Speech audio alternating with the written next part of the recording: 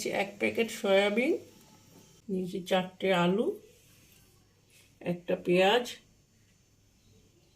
4 কোয়া রসুন, 1 ইঞ্চি আদা, আর নিয়েছি একটা ডিম।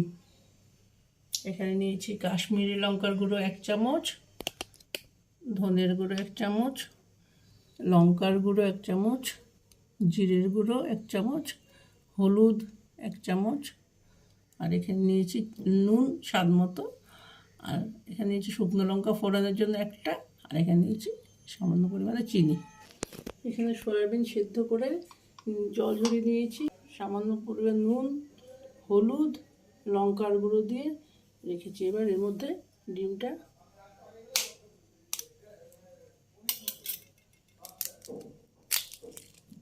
ভেঙে দেব,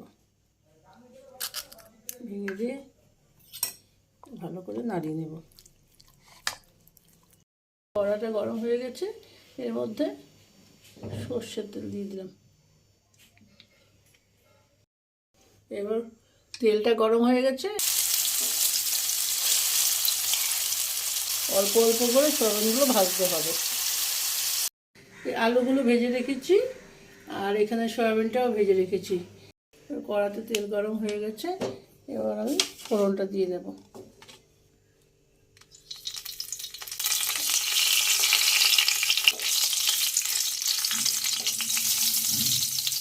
পেঁয়াজ, আদা, রসুনটা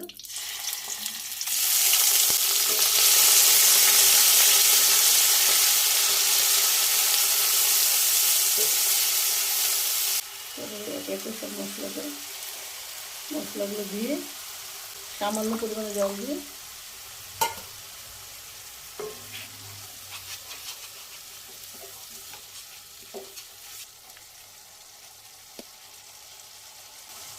মশলাটা কষানো হয়ে গেছে। এবার আমি আলুগুলো, ভেজে রাখা আলুগুলো দিয়ে দিলাম।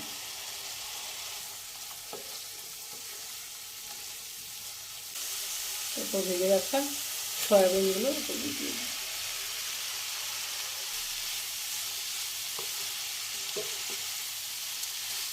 একটুখানি কষিয়ে তারপর সামান্য পরিমাণ জল দিয়ে দিলাম।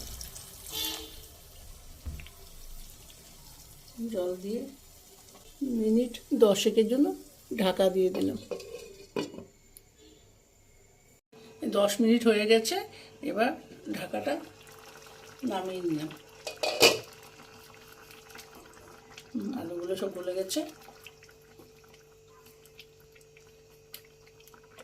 এবার উপর থেকে সামান্য পরিমাণ চিনি ছড়িয়ে দিলাম।